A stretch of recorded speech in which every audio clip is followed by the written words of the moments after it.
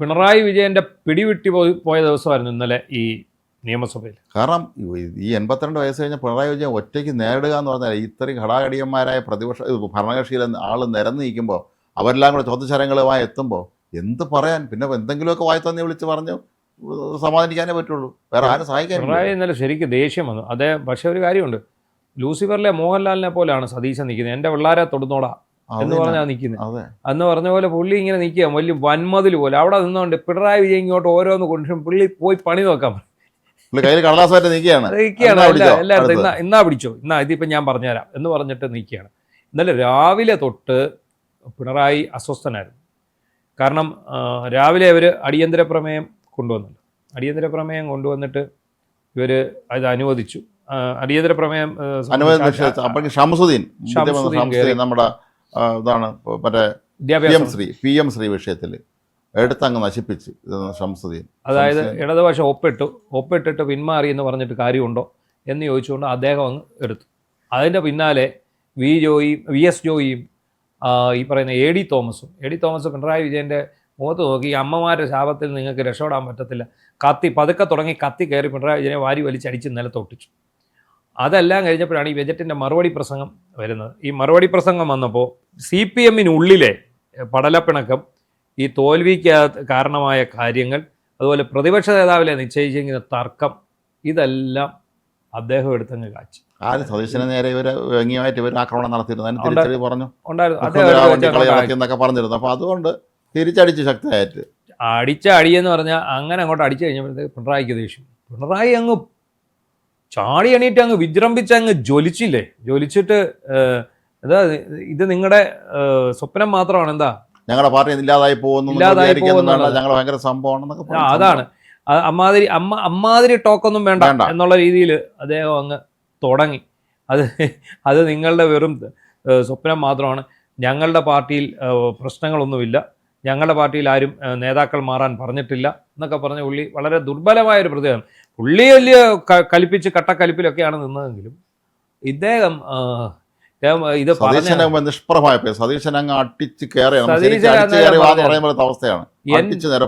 എൻ്റെ പാർട്ടിയെ തൊട്ടാൽ ഞാൻ വെറുതെ വിടില്ല, ഞാൻ കൃത്യമായിട്ട് അടിക്കും. നിങ്ങൾ പറഞ്ഞു മുഖ്യമന്ത്രി കസേരയ്ക്ക് വേണ്ടി അടിപിടി ഉണ്ടായി, ബഹളം ഉണ്ടായി, ഒക്കെ സമ്മതിക്കുന്നു. എന്നേക്കാൾ യോഗ്യരായിട്ടുള്ളവർ മുഖ്യമന്ത്രിയാകാൻ തലപ്പത്തുള്ളവരുണ്ട്. അപ്പോൾ ഞങ്ങളുടെ കാര്യത്തിൽ ഇതിനകത്ത് ചിലപ്പോൾ തർക്കങ്ങൾ ഉണ്ടായെന്ന് വരും. അതിപ്പോൾ ഞങ്ങളത് പരിഹരിച്ചു, അത് മുന്നോട്ട് പോകുന്നു, ഞങ്ങളെ എല്ലാം ഒറ്റക്കെട്ടായിട്ടാണ് പോകുന്നത്.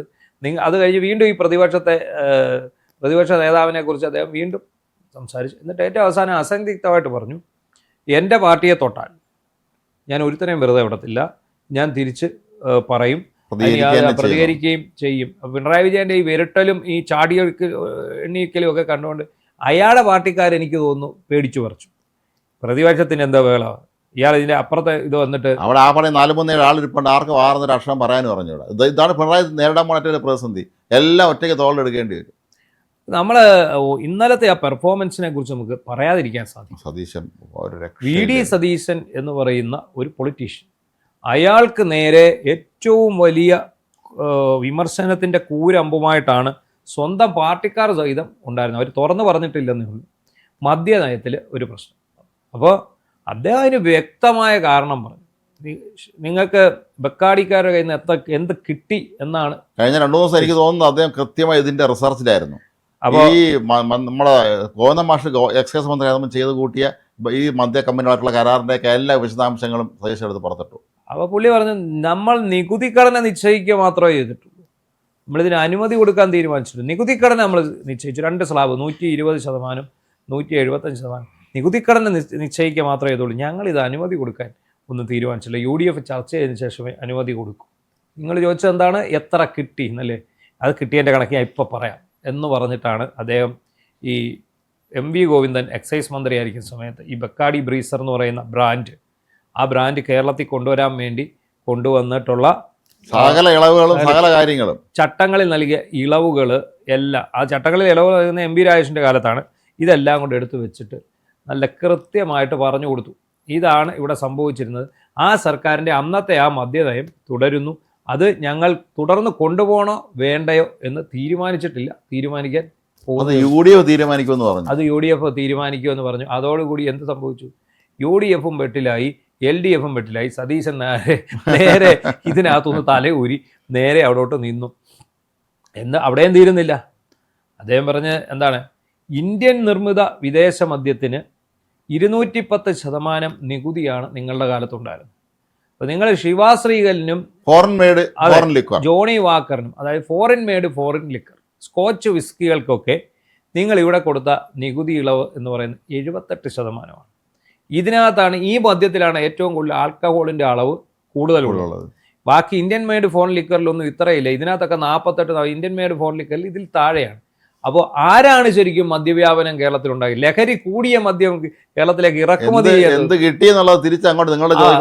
ചോദിച്ചു. അവർ ചോദിച്ചു ശിവാശ്രീകളിൽ നിന്നും ജോണി വാക്കലിൽ നിന്നും എന്ത് കിട്ടി, ആർക്കൊക്കെ കിട്ടി പറയൂ എന്ന് പുള്ളി പറഞ്ഞ് അത് അവിടെ കഴിഞ്ഞു. പിന്നെ നിങ്ങൾ പറയുന്നു, ഇപ്പോൾ നിങ്ങൾ കഴിഞ്ഞ കുറേ ദിവസങ്ങളായിട്ട് നിയമസഭയിൽ വന്നിട്ട് നിങ്ങൾ അടിച്ചു വിടുകയാണ്, ഞങ്ങൾ മദ്യവ്യാപനം നടത്തരുതേ, മദ്യവ്യാപനം നടത്തരുത്. ഉമ്മൻചാണ്ടി സർക്കാർ ആകുമ്പോൾ 28 ബാറാവട്ടെ, ഇപ്പം 900 ബാറുകളുണ്ട്. അവിടെ എല്ലാ നികുതി ഇളവും നികുതി വെട്ടിപ്പും എല്ലാം നടത്തിയിട്ടുണ്ട്. ഇവിടെ ഒന്നും കൂൾ ഡ്രിങ്ക്സ് അല്ലല്ലോ വിൽക്കുന്നത് എന്ന് ഒരു ചോദ്യം. അത്രയും ചോദിച്ചു കഴിഞ്ഞപ്പോൾ പിന്നെ മറുപടിയില്ല. കാരണം ഈ മദ്യവ്യാപനം, എന്നിട്ട് ഈ 900 ബാർ അനുഭവിച്ച് നിങ്ങൾ ഇവിടെ നിന്ന് പറയാം അയ്യോ മദ്യവ്യാപനം അരുതേ, അയ്യോ മദ്യവ്യാപനം. സമരം നടത്തുന്നുണ്ട്. അതെ. അപ്പൊ അതിനകത്ത് വേറെ ഒരു തമാശ. അത് കഴിഞ്ഞ് അദ്ദേഹം പറഞ്ഞു, പണ്ട് പാർട്ടി ഓഫീസിൽ വെച്ച് ഭരണം നടത്തിയതിനെ കുറിച്ച്. പിണറായി വിജയൻ സെക്രട്ടറി ആയിരിക്കുന്ന കാലത്ത്, അദ്ദേഹം മുഖ്യമന്ത്രി ആയിരിക്കുന്ന കാലത്ത് VS അന്ന് ഫയൽ നോക്കുന്നത് പാർട്ടി സെക്രട്ടറി ആയിരുന്നു എന്ന് ഭംഗിയെന്തരെയാണ് അദ്ദേഹം സൂചിപ്പിച്ചത്. സത്യമായിരുന്നല്ലോ. മന്ത്രിമാരെല്ലാം ഫയലുമായിട്ട് AKG സെന്ററിലോട്ട്. ഈ സർക്കാർ എന്ന സമയത്ത് ഫയൽ നോക്കുമായിരുന്ന PSC ആയിരുന്നു പറയുന്നുണ്ട്.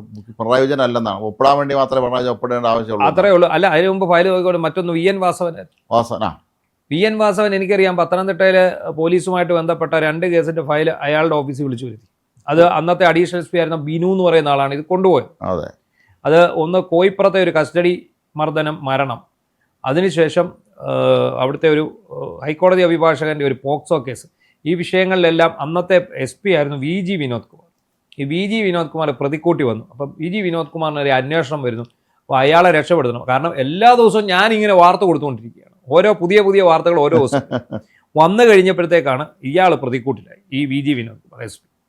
അപ്പോൾ അയാൾ എന്ത് ചെയ്യുന്നു, അയാളുടെ ഗോഡ് ഫാദർ എന്ന് പറയുന്നത് വാസവനാണ്, VN വാസവനാണ്. വാസവൻ കൊച്ചാട്ട എന്നാണ് പുള്ളി വിളിക്കുന്നത്. അപ്പം ഇങ്ങേരിത് കൊണ്ടുപോകാനായിട്ട് ഈ ഫയൽ കൊടുത്ത് വിടുകയാണ്. എവിടെ DIG വിളിപ്പിച്ച ഫയലാണ്. DIGയുടെ ഓഫീസിലേക്ക് ഇയാൾ നേരെ ഈ അഡീഷണൽ SP ആയിരുന്ന ബിനു, VG വിനോദ് കുമാറിൻ്റെ വിശ്വസ്തനായിരുന്നു. അയാൾ ഈ ഫയലുമായിട്ട് നേരെ ഈ വാസവൻ്റെ ഓഫീസിൽ പോയിട്ട് ഇയാൾ ഈ ഫയൽ അവിടെ കാണിച്ച് ഇതിനകത്ത് എന്തൊക്കെ പറയണമെന്നുള്ളതെല്ലാം ഈ ബിനു നിർദ്ദേശങ്ങൾ ഏറ്റുവാങ്ങി ഇതെല്ലാം നോക്കിയിട്ട് ഇയാൾ ഇതുമായിട്ട് പോയി. പിറ്റേന്ന് നമ്മുടെ അന്ന് ഞാൻ മംഗളം പത്രത്തിൻ്റെ ലേഖകനാണ്, മംഗളത്തിൽ വാർത്ത വന്നു. ഇയാൾ ഇതുപോലെ അവിടെ കൊണ്ടുപോയി. ഉടനെ എന്താ അയാൾ ചെയ്തെന്നറിയോ? ഇയാൾ മനസ്സിലായി ഈ ബിനു എന്ന് പറയുന്ന DYSP ആണ്, അയാൾ അഡീഷണൽ SP. അയാളുടെ ഓഫീസിൽ നിന്ന് ആണ് ഇത് ചോർന്നത്, ഈ ഒരു വാർത്ത ചോർന്നത്. ഉടനെ ആ ഓഫീസിലുണ്ടായിരുന്ന 7-8 പോലീസുകാരുണ്ടായിരുന്നു. എല്ലാ അസോസിയേഷൻ്റെ ആൾക്കാരുടെ കാര്യം അറിയാമല്ലോ, പണിയേണ്ടല്ലോ. ഇവരിങ്ങനെ ഇവിടെ വന്നിരുന്നാൽ മതി. ഇവരെ തൂത്ത് പെറുക്കി സ്ഥലം മാറ്റി ക്യാമ്പിലോട്ടങ്ങ് മടക്കി. ക്യാമ്പിൽ നിന്ന് ഇങ്ങോട്ട് ഇട്ടിരിക്കുന്ന ക്യാമ്പിലോട്ടങ്ങ് മടക്കി. എന്നിട്ട് സ്പെഷ്യൽ ബ്രാഞ്ച് അവിടെ ഇവിടെ ഉണ്ടായിരുന്ന സകല പോലീസുകാരും, ചിലരെ ജില്ല കടത്തി, ചിലരെ അങ്ങോട്ട് കടത്തി, ഇങ്ങോട്ട് കടത്തി, എല്ലാവരെയും അങ്ങ് റീഷഫിൾ ചെയ്യും. അപ്പോൾ ഇയാളുടെ വിചാരം ഇവരാണ് ഈ വാർത്തയിലെന്ന്. പിറ്റേന്നും വലിയ വാർത്ത വന്നു. അപ്പോൾ ആകെപ്പാടെ പുള്ളി. അപ്പോൾ അങ്ങനെ ഒരു നീക്കം കഴിഞ്ഞ സർക്കാരിൻ്റെ കാലത്തുമുണ്ട്. ഇത് എല്ലാ കാലത്തും ഉണ്ട്. ഒരു വകുപ്പിൻ്റെ ഫയലാണ്, ആഭ്യന്തര വകുപ്പിൻ്റെ ഫയൽ എന്തിനാണ് VN വാസവൻ മേടിച്ചു നോക്കുന്നത്. അങ്ങനത്തെ ഒരവസ്ഥ അന്നും ഉണ്ടായിട്ടുണ്ട്. അപ്പോൾ എന്താണെങ്കിലും ശരി, ഇന്നലത്തെ ദിവസം പിണറായി വിജയൻ വലിയ ചൂടായി, വലിയ അയാളുടെ മുഷ്ടി ചുരുട്ടി, അയാളുടെ ധാർഷ്ട്യം പുരട്ടി, അയാൾ കണ്ണുരുട്ടി ഒക്കെ കാണിച്ചു. VD സതീശൻ മതി പോയി പണി വല്ലതും നോക്ക്. ഈ അർത്ഥത്തില്ല, പുള്ളി ആ കൈയൊക്കെ വെച്ച് കാണിക്കുമ്പോഴേ നമുക്കറിയാം പോയി പണി വല്ലതും നോക്കാൻ പറഞ്ഞു. സംസാരിക്കാൻ പറ്റും. ഇതിനിടയ്ക്ക് ബാലഗോപാൽ വരുന്നുണ്ട്, അവർ വരുന്നുണ്ട്. ആര് വന്ന് സംസാരിച്ചിട്ട് ഒരു കാര്യമില്ല. മാത്രമല്ല സതീശനൊപ്പം അദ്ദേഹത്തെ പോലെ തന്നെ സംസാരിക്കുന്ന 101 പേര് അവിടെ ഇരിക്കും. അത് 101 പേര്, 100 പേര്. ഒരാൾ ചെയറിലാണ്. ഇന്നലെ ഏറ്റവും രസകരമായ കുറേ നിമിഷങ്ങൾ നമുക്ക് ഇന്നലെ ഈ ചെയർ സമ്മാനിച്ചു. അദ്ദേഹത്തിൻ്റെ ശരിക്കും ഒരു കോമഡി കഥാപാത്രം, ഒരു കോമഡി സിനിമ കാണുന്ന ഫീലാണ് സത്യത്തിൽ ഇപ്പോൾ ഈ നമ്മുടെ ഈ നിയമസഭ കാണുമ്പോൾ നമുക്ക് മനസ്സിലാവും. കാരണം കോമഡി കാര്യം നടപടിക്രമങ്ങളല്ല ഞാൻ പറഞ്ഞത്, അതിനകത്തെ സംഭാഷണങ്ങൾ, പ്രസംഗങ്ങൾ, ഈ പ്രസംഗങ്ങളിലാണ് ഏറ്റവും എല്ലാവരും ഭരണപക്ഷത്തുള്ള എല്ലാവരും ഒന്നിനൊന്നും മെച്ചമാണ്. അവർക്കെല്ലാം ആര് കയറി പ്രസംഗം, പിഷാരടി പ്രസംഗിക്കാൻ പിഷാരടിക്ക് 7 മിനിറ്റ് കൊടുത്തു, പിഷാരടി 4 മിനിറ്റ് കഴിഞ്ഞ് പിഷാരടി തീർന്നു. എന്താ ഇത്രയേ ഉള്ളൂ, ബാക്കി 3 മിനിറ്റ് കിടക്കുന്നു, അത് ആർക്കെങ്കിലും ഞാൻ ദാനം ചെയ്തിരിക്കുന്നു, തീർന്ന കാര്യം. അപ്പൊ എന്ന് പറഞ്ഞാൽ ഈ 4 മിനിറ്റ് കൊണ്ട് അയാൾ കാച്ചി കുറുക്കി പറയേണ്ടതെല്ലാം. അപ്പം സതീശൻ അയാൾക്കൊപ്പം നിൽക്കുന്ന സംസാരത്തിലാണെങ്കിലും പ്രവൃത്തിയിലാണെങ്കിലും കട്ടയ്ക്ക് കട്ട നിൽക്കുന്ന 100 പേരാണ്. ഫാത്തിമ തഹലിയ വരെ ഇവരെ എടുത്തിട്ട് ഫാത്തിമ തഹലിയ വരെ നല്ല കൃത്യമായിട്ട് ഓർത്തോണം. ആദ്യമായിട്ടാണ് തട്ടമിട്ട ഒരു മുസ്ലിം യുവതി നമ്മുടെ നിയമസഭാ മന്ദിരത്തിൽ നിയമസഭയിൽ ഒരാൾ സംസാരിക്കും. അതൊരു ചരിത്രം കുറിച്ച ഒരു പ്രസംഗം തന്നെയായിരുന്നു. ഫാത്തിമ തഹലിയുടെ നല്ല ഉഗ്ര പ്രസംഗമായിരുന്നു. അപ്പോൾ ഇങ്ങനെയുള്ള രീതിയിൽ ആണ് പോകുന്നത്. ഇത് സത്യം പറഞ്ഞാൽ ഈ 5 വർഷം ഈ പിണറായിയും കൂട്ടരും എങ്ങനെ അതിജീവിക്കും? പിണറായി രാജിവെക്കുമോ എന്ന് പോലും തോന്നിപ്പോവുകയാണ്. 4 വർഷവും 11 മാസവും ഇവർ സഹിക്കേണ്ടി വരും. എന്താണെങ്കിലും VD സതീശനെ നേരിടാൻ ഈ സന്നാഹങ്ങളൊന്നും പോരാ. അതിന് പറ്റിയ ഒരാൾ ഇടതുപക്ഷത്തില്ല എന്ന് തന്നെ പറയണം. പ്രത്യേകിച്ചും VD സതീശൻ കഴിഞ്ഞ തവണ 35 പേരെയും കൊണ്ട് 39 പേരെ അത്ര പേരെയും കൊണ്ട് അവിടെ ഇരുന്നതാണ് അല്ലേ? അതെ. അപ്പോൾ അങ്ങനെയുള്ള VD സതീശന്